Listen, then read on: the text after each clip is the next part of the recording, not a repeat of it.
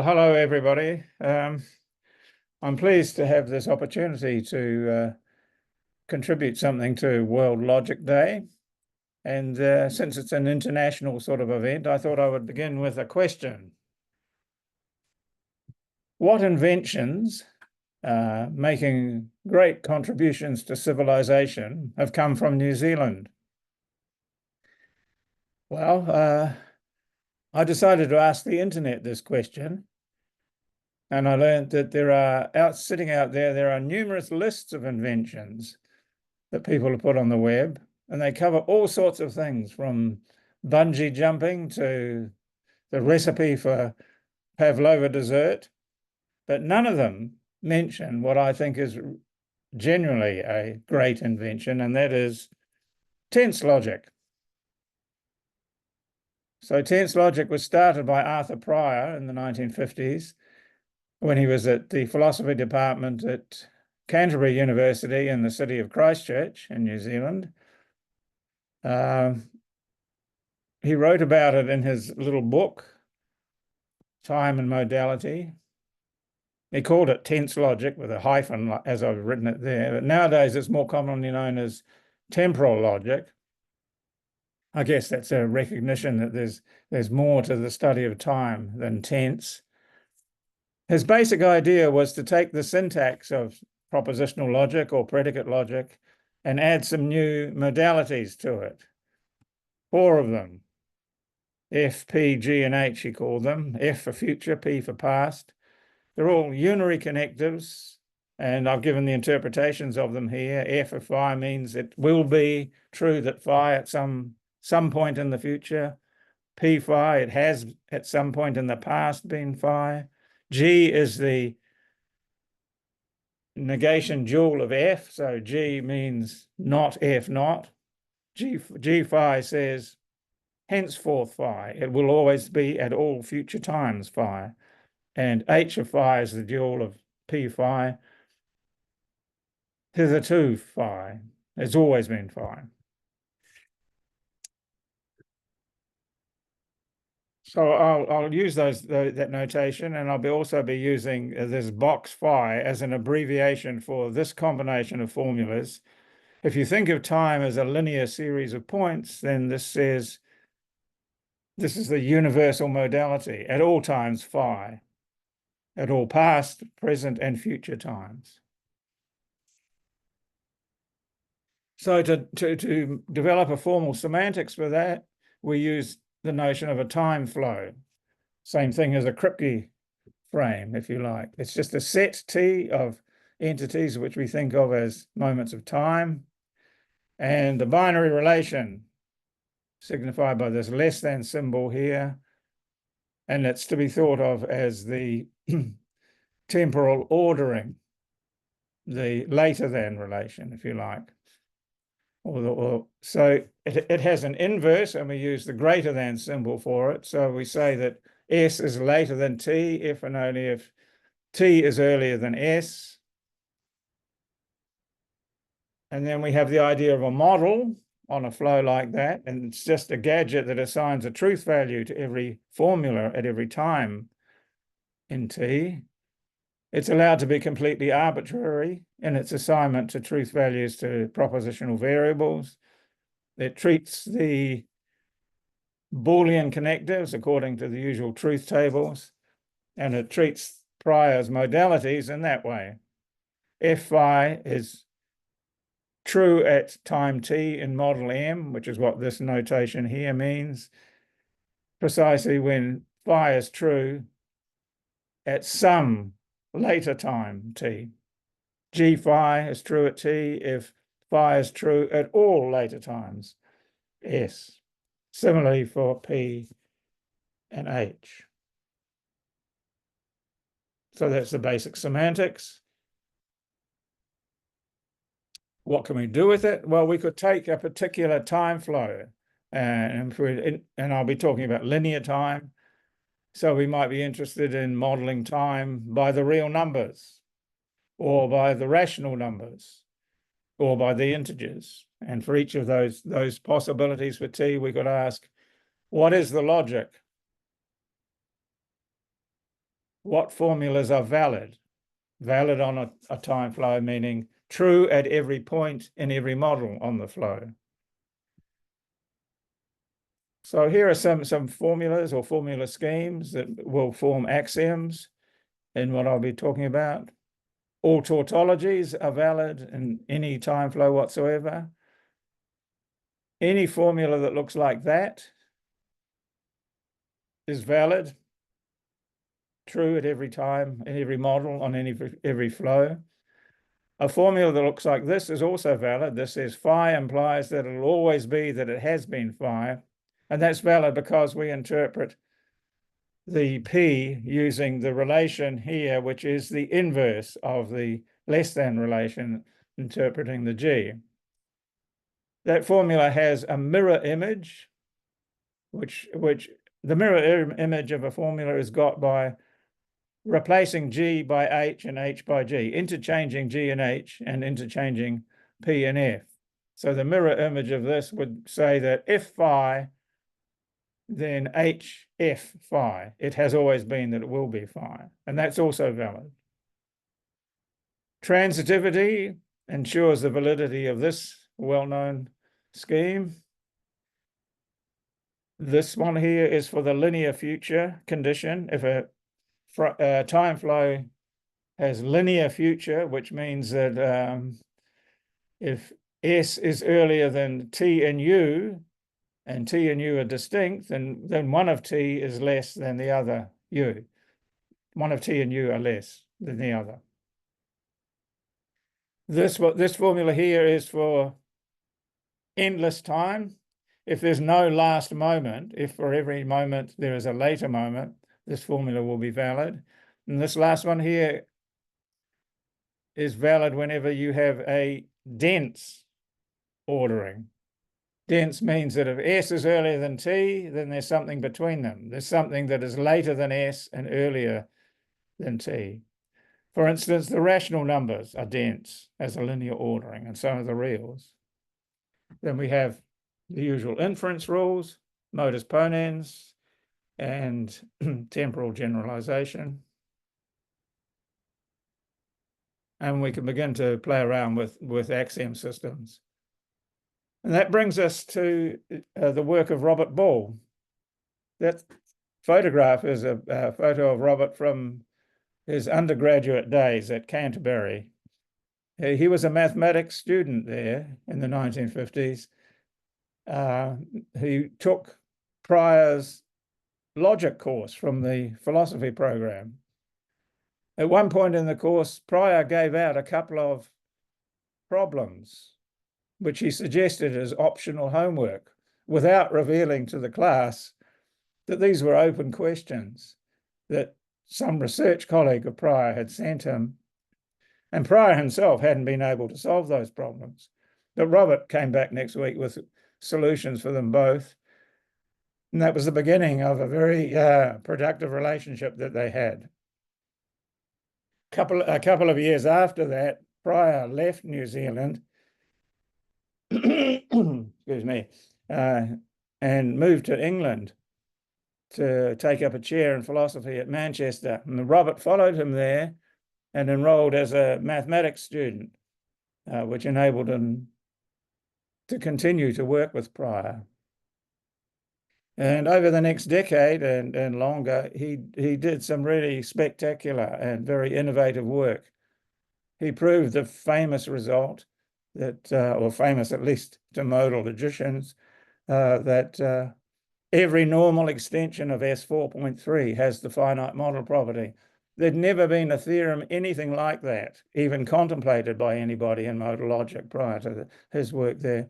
And he to solve that problem, he introduced new techniques from universal algebra, particularly the use of subdirectly irreducible algebras, which was quite unprecedented.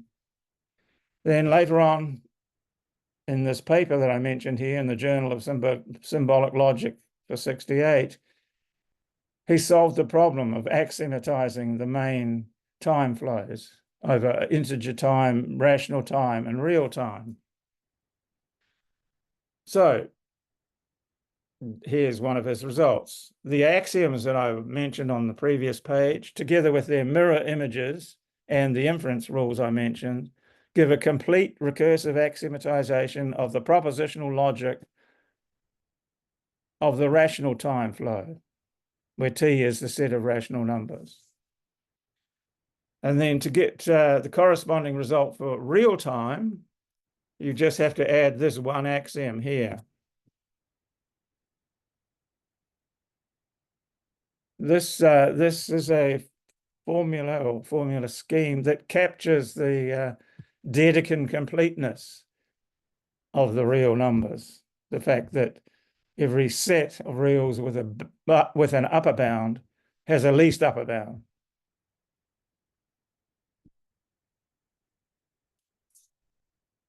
So that system that I've just described is sound over the reals, meaning every theorem is true in every model at every point in this real time flow. And the converse is true. That's what the complete means there. Any formula that's valid over the real time flow is a theorem of that system.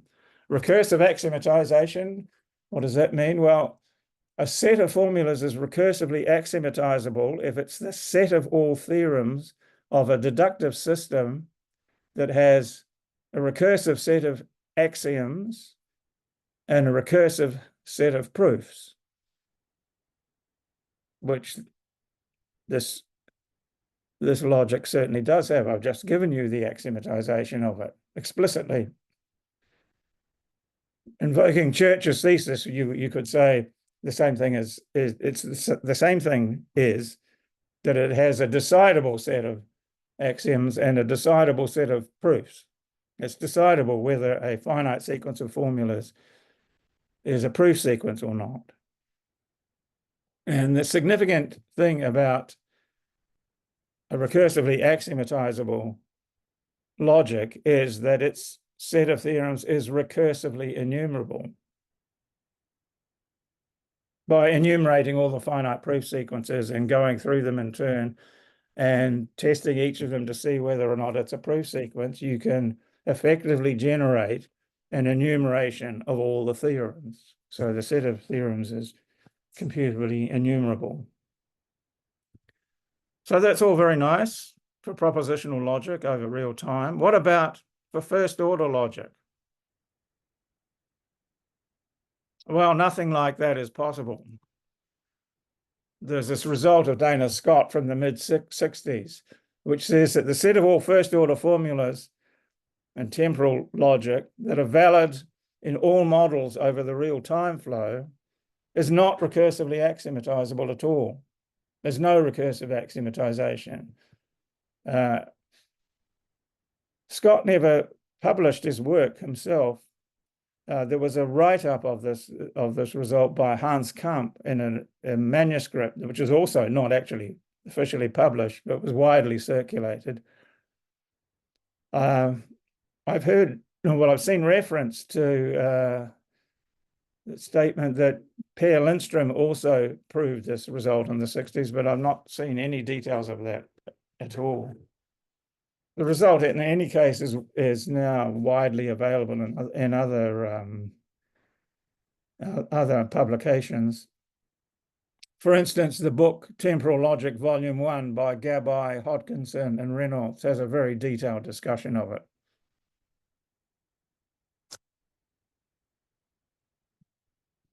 I should say also that Scott's proof proves the same thing if you replace the reals by the integer time flow. Basically, it works provided that you're talking about a time flow that is Dedekind complete in the sense that I've just mentioned on the previous page, which both of those time flows are.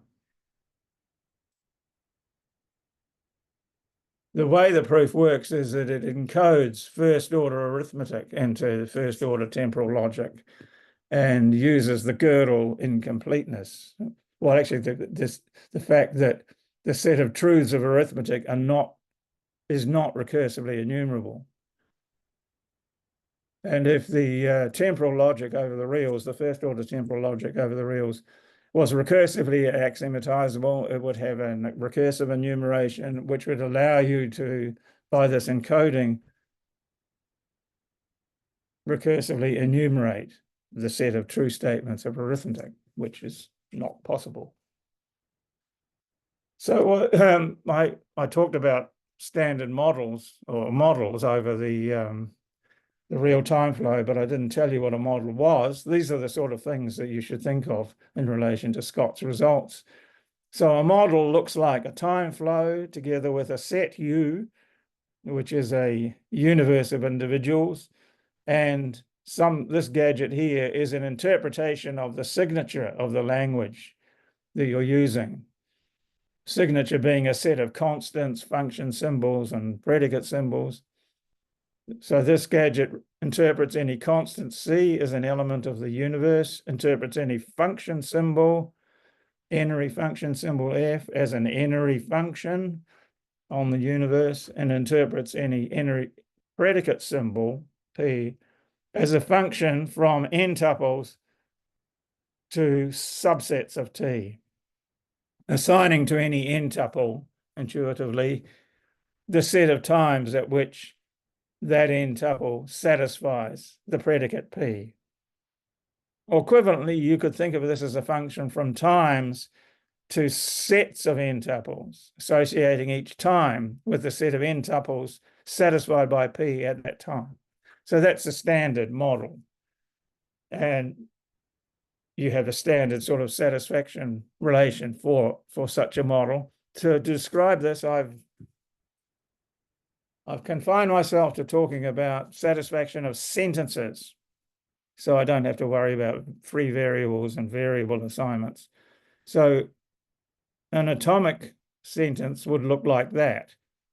So as well as restricting myself to sentences, I'm also allowing myself to treat any member of the universe as a constant naming itself. So you have atomic sentences that look like that, an n-ary predicate symbol followed by a sequence of n individuals. That's satisfied at T precisely when T belongs to the set of times assigned by the model to P under that, applied to that n tuple A1 to AN, and so on. You have a rigid identity relation. Two terms, an atomic equation, in other words, is satisfied at time T if those two terms denote the same individual in the model. Prior's modalities are interpreted as before, and here's the universal quantifier, which is the problematic thing, leads to recursively non-axiomatizability.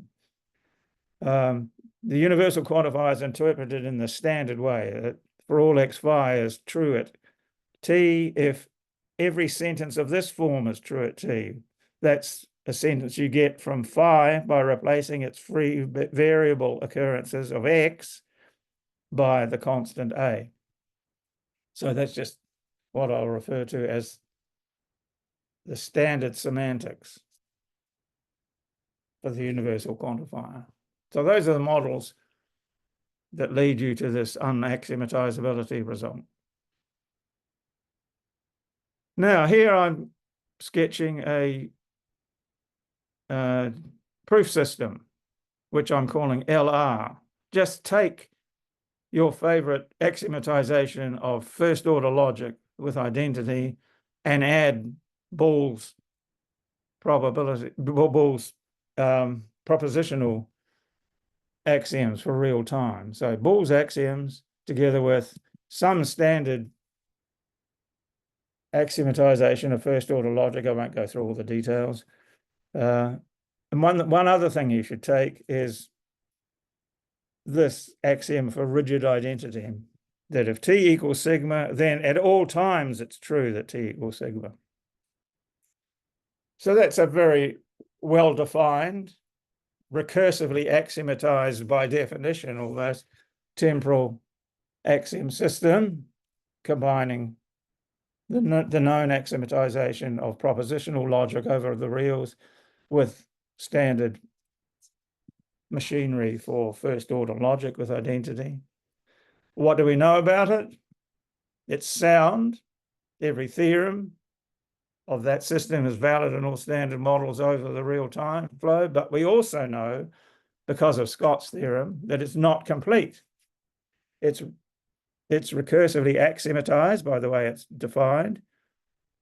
The set of valid formulas over the reals is not recursively axiomatizable, so it's not equal to LR.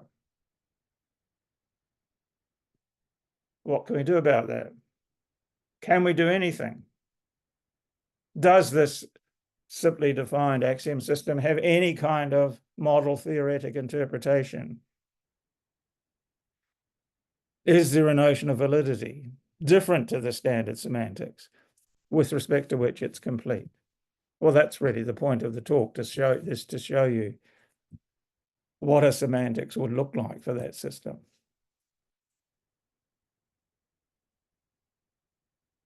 Based on two ideas. The first idea is the idea of admissibility.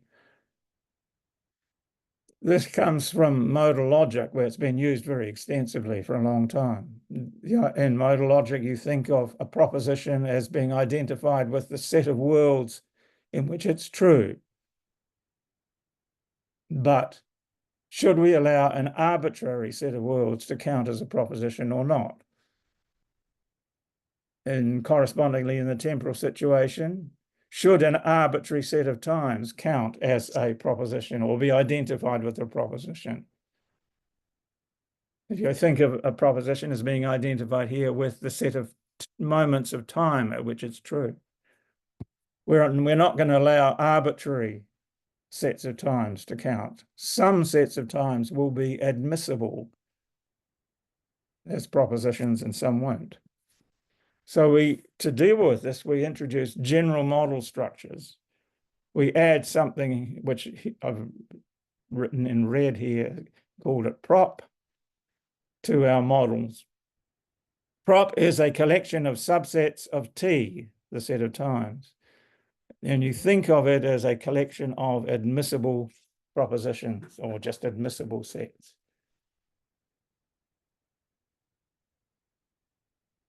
It's a Boolean algebra, Boolean subalgebra of the power set algebra of all subsets. So it's closed under the standard Boolean set operations, intersection and complement and union.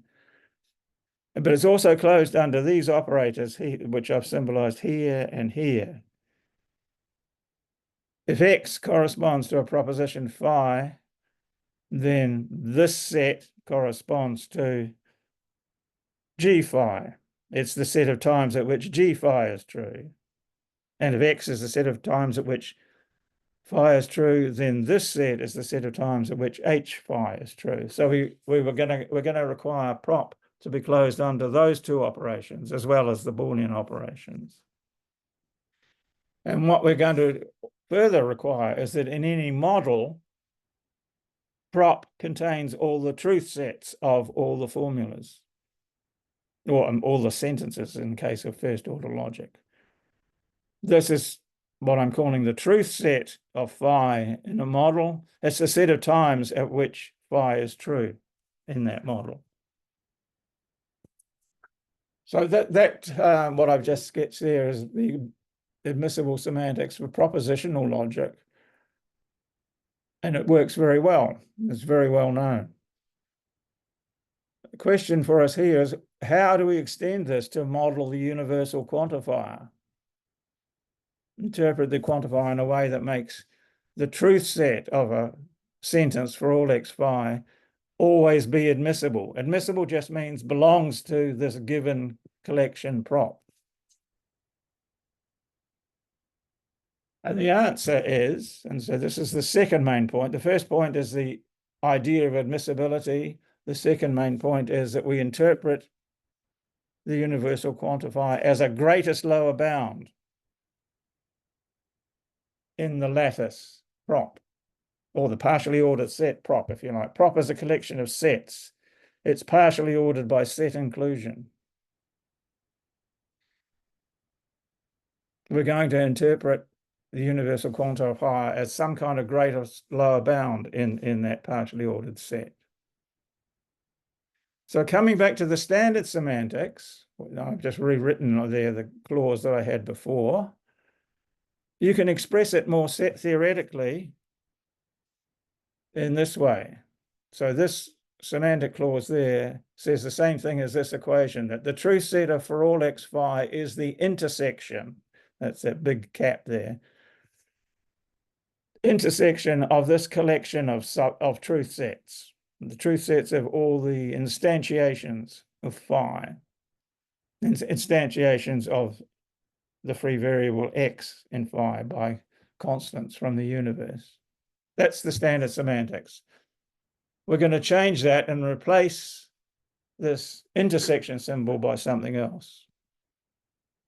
But what this tells us, as this is the intersection, is that it is the greatest lower bound of the set of all instantiation truth sets in the partially ordered set of all subsets of T.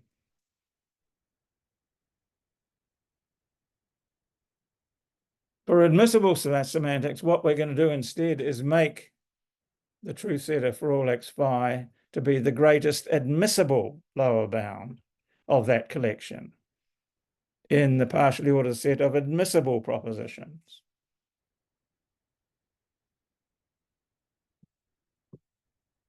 How do we do this?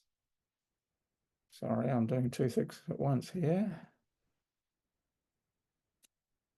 We define the truth set of for all x phi in this way. We take that expression that we had with an intersection symbol there, and we replace the intersection symbol by this, what LaTeX calls big square cap. This is now going to denote a different operation than intersection. What is it?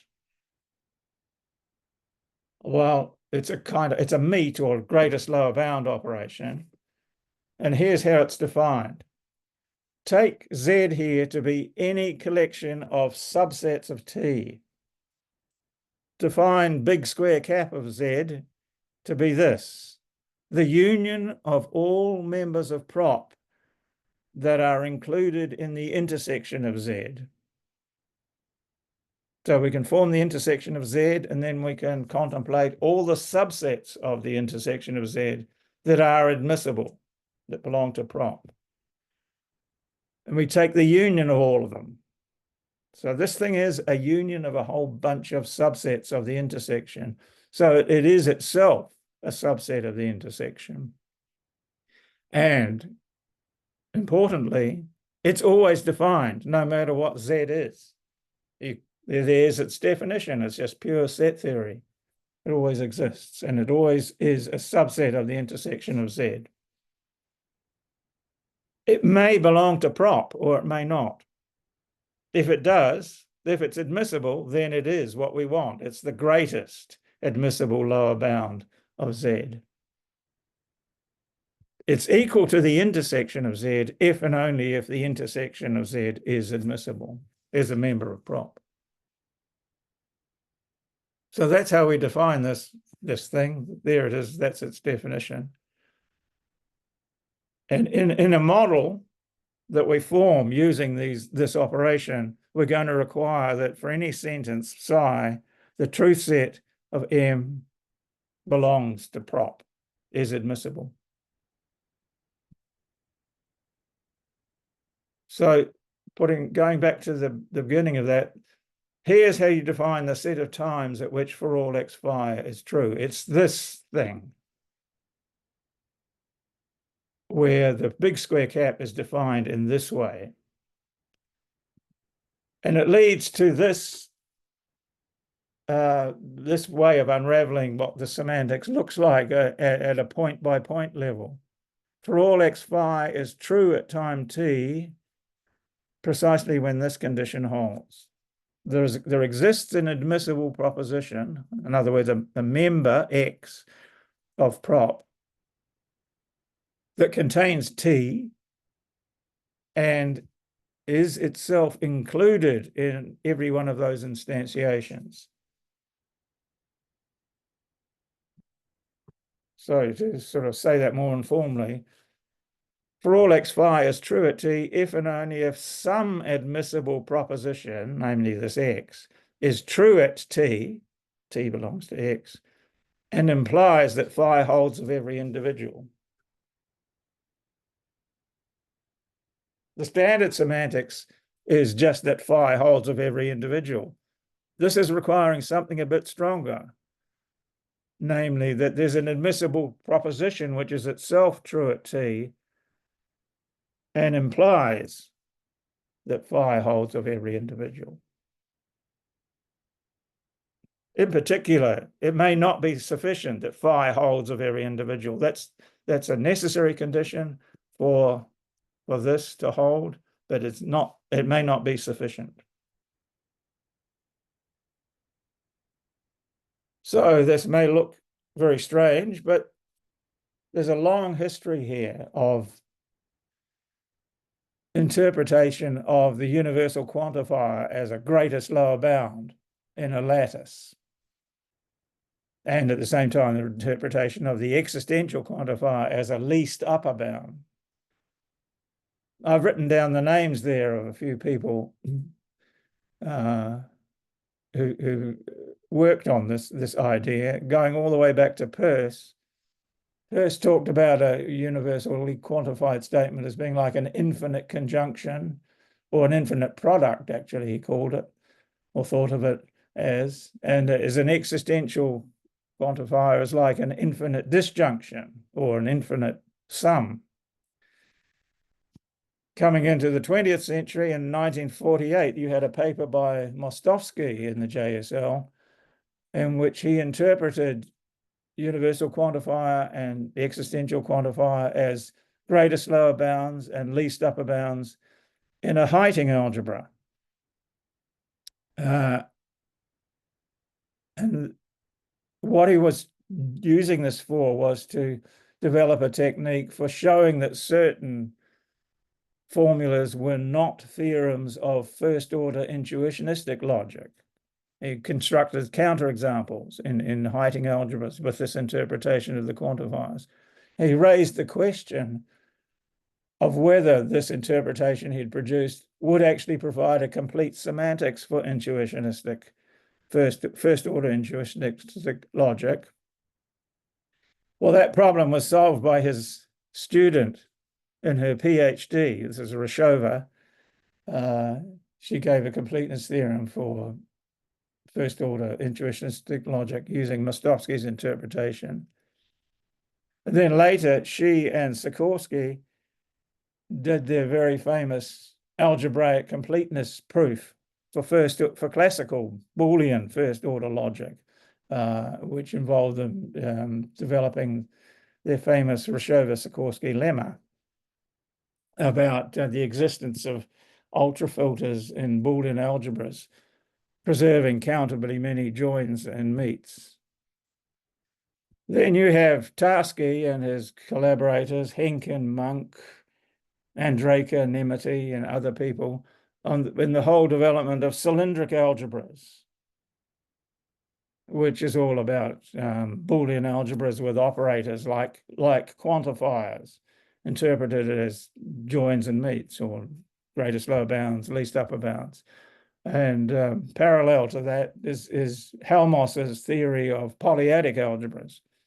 So, as I say, there's a great deal of history behind this interpretation.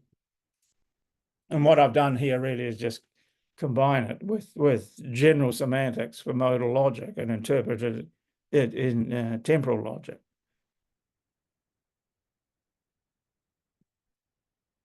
So, what's the point of all of this?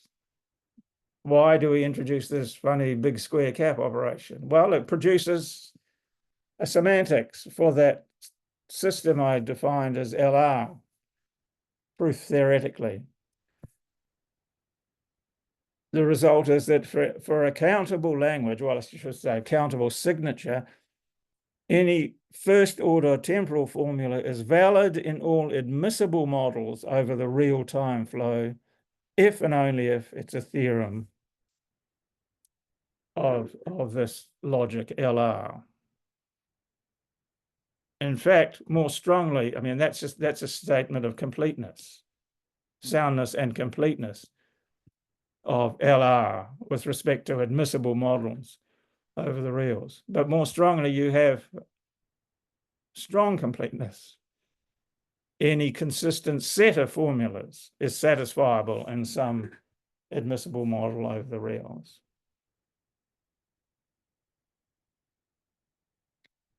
Here's a sketch of how the proof goes. So we start with a consistent set of sentences, delta, LR consistent. What we have to show is that it's satisfiable in some admissible model over the reals. First step, take the system I defined as LR and delete the Dedekind completeness axiom, that axiom. Actually, that axiom is due to prior. It's a modification of the earlier axiom that Robert Bull had in his completeness proof. Take out that axiom, call the resulting system LQ.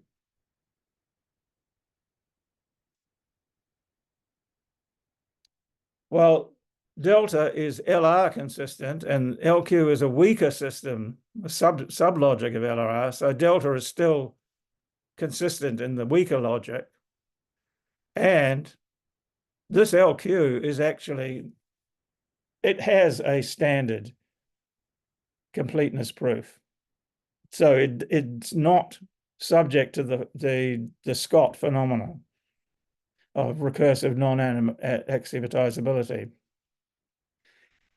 It is known that well, to put it briefly, LQ, which is LR minus the Dedekind completeness axiom, is strongly complete with respect to standard models over the rationals. There's a very detailed proof of that in the Gabo, Hokanson, and Reynolds book that I mentioned earlier.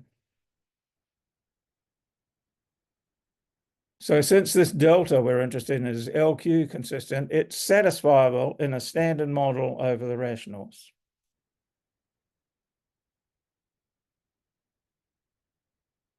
And what we do is we take this model M here over the rational time flow, and we extend it to a model over the reals.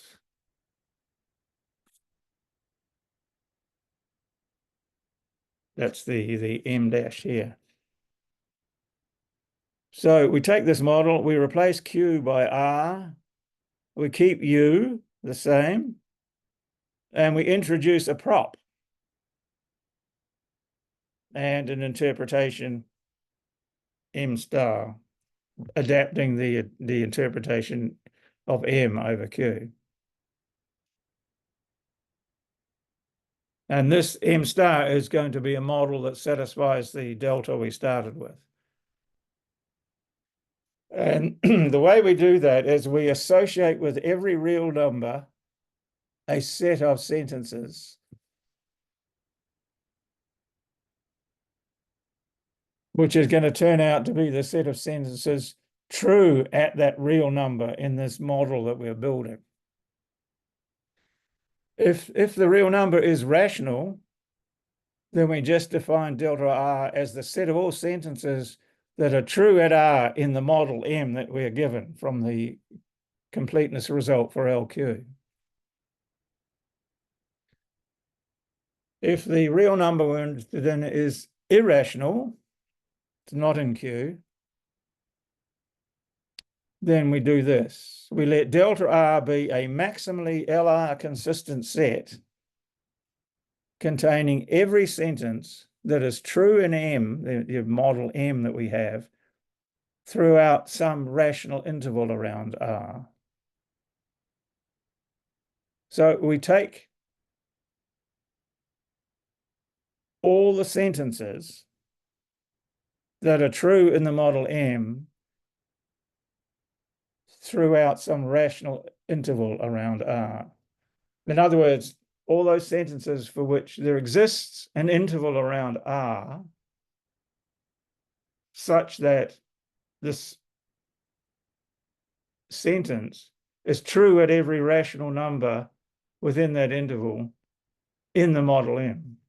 And you prove that that collection of sentences is consistent in the logic LR, and so it can be extended to a maximally consistent set.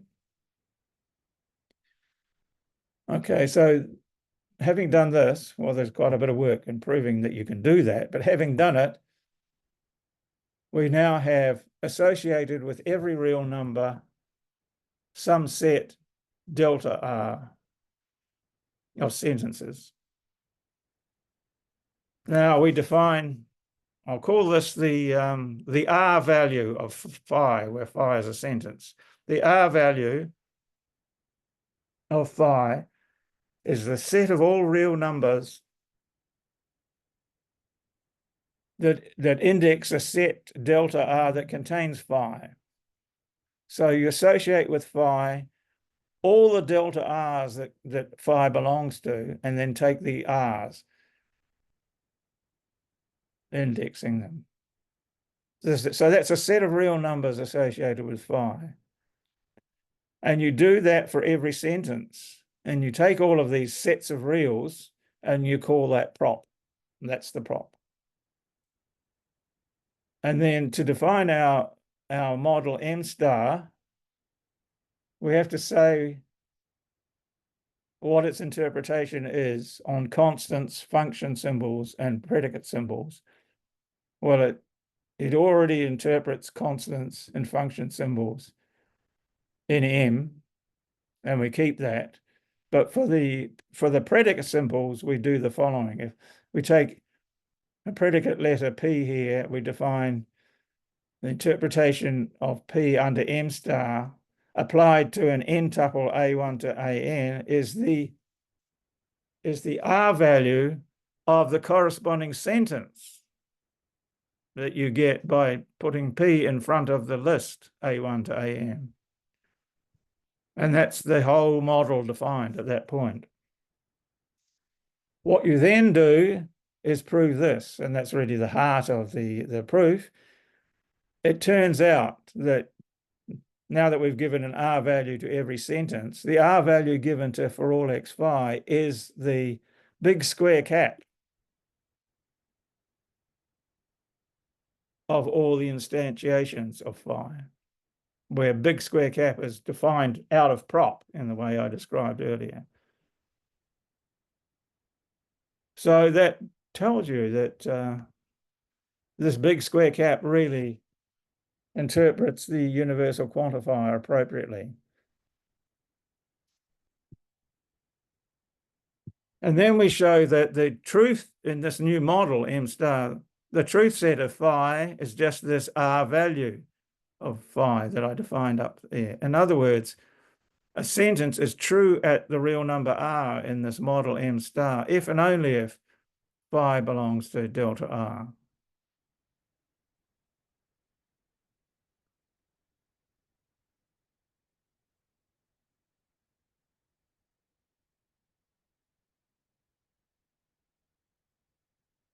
Now we knew that delta was true in the original model M at some number R.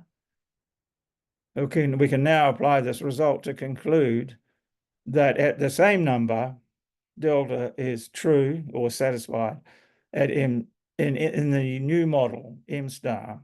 So we have found what we were looking for, which is a point in a model M star over the reals of which delta is satisfied.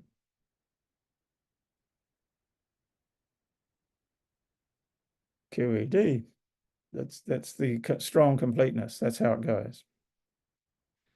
So one thing you learn from this is that with this admissible semantics,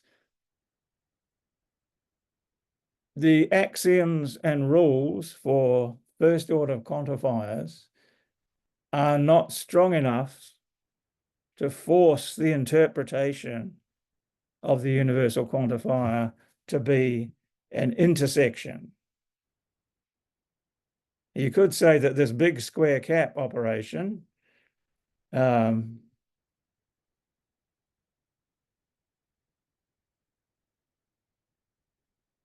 captures the essence of what the proof theory tells us about the universal quantifier more accurately than taking the intersection does.